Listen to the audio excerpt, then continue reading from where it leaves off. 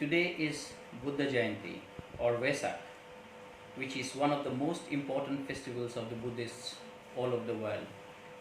It is celebrated on the full moon day of May, which is Vesak, and is celebrated as the thrice blessed day, as all important events in the life of the Buddha, his birth in Lumbini, his attainment of enlightenment in Buddhagaya, and entering into Mahaparinirvana in Kushinagara, all took place on this eventful day.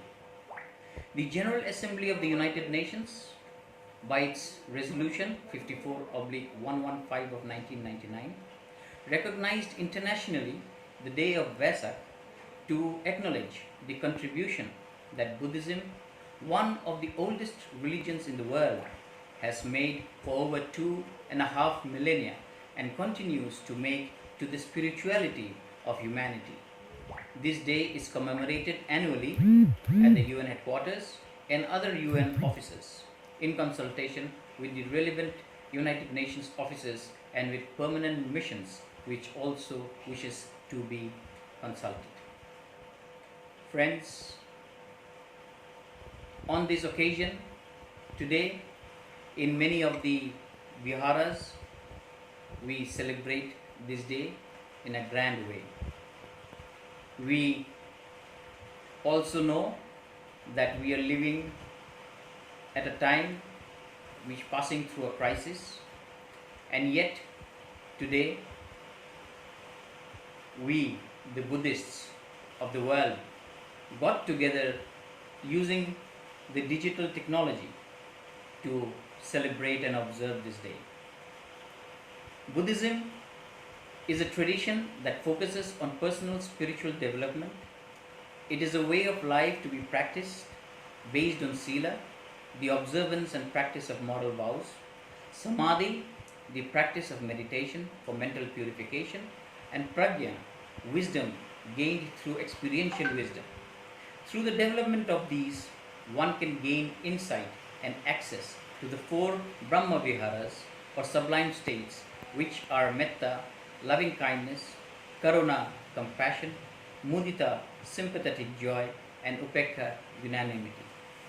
The Buddha, in his long ministry of 45 years, advocated the importance of unity, love, brotherhood, non-violence, and peace. And his teachings on Buddhism as we know it is not a weapon to create anarchy and annihilation, but is a way of life to be lived by practicing the cherished Buddhist precepts of Panchasila, to enlighten oneself through oneself to achieve Bodhi and open up the hearts for peace and piety of life.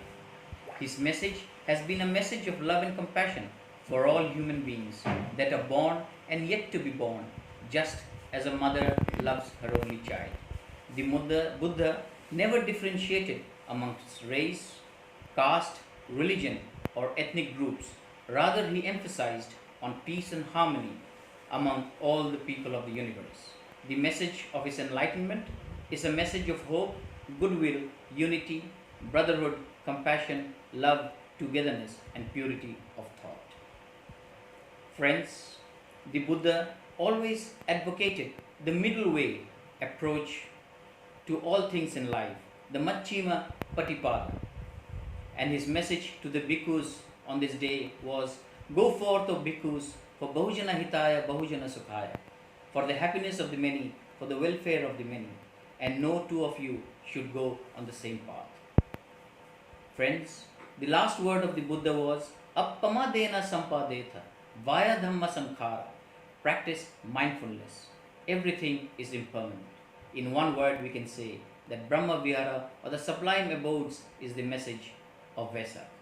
We are instructed to radiate out to all beings in all directions loving kindness, compassion, sympathetic joy, and equanimity.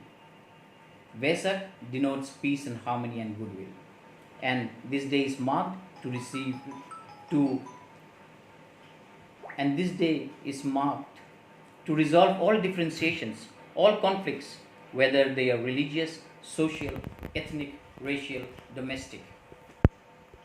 Today, on the occasion of Buddha Jayanti, let us try to dispel all sorts of negativities and hatred, ill will and anger, and instill in us Metta, Karuna, Mudita, and Upekha, so that we can create a world where we can all share our love and compassion, unity and brotherhood, equanimity and togetherness with all, high or low, big or small, rich or poor.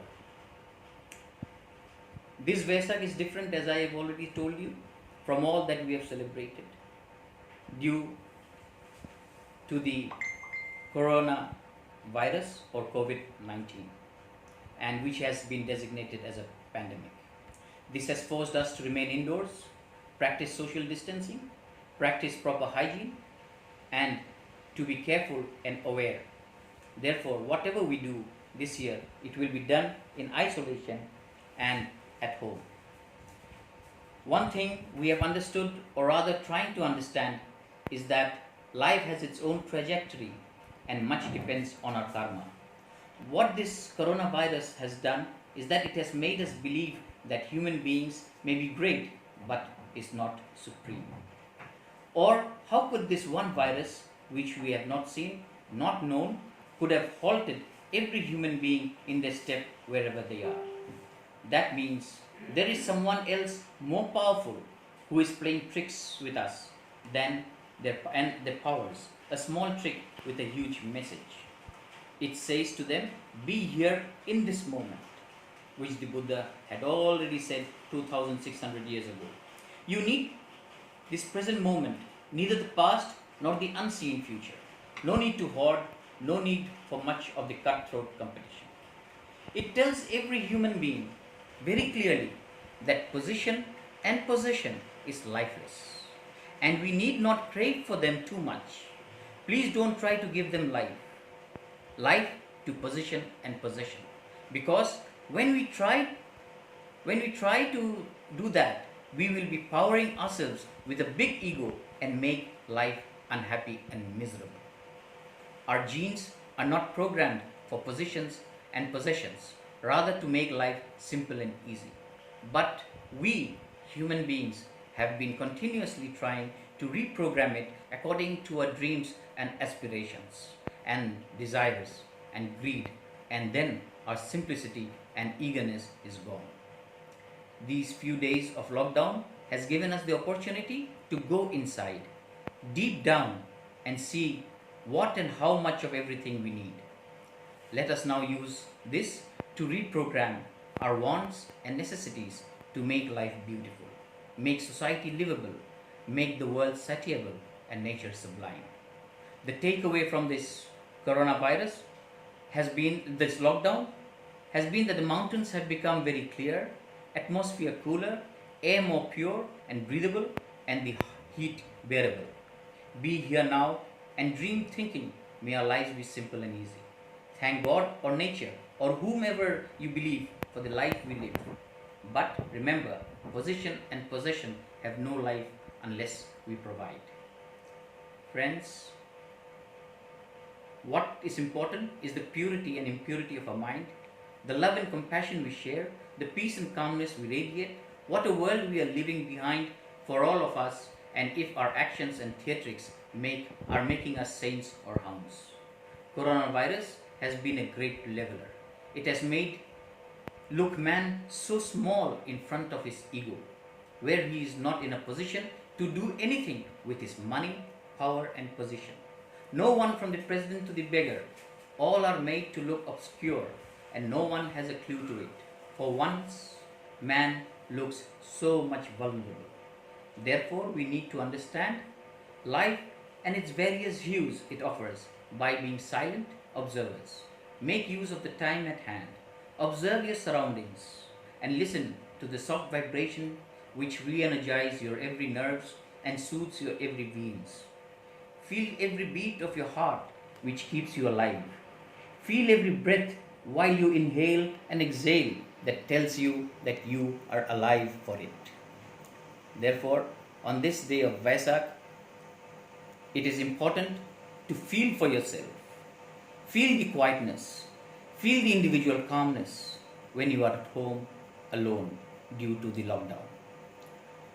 Today, one thing which is important for all of us is the prayer of positivity and meditation which powers positivity.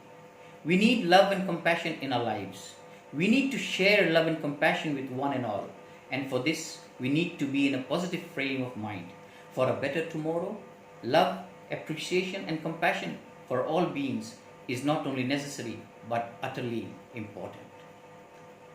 Let us contemplate on life as to how we need to spend it, with whom, how we should live our life, how to live a life of love and compassion, how to balance our life, home, work, business, jobs, etc.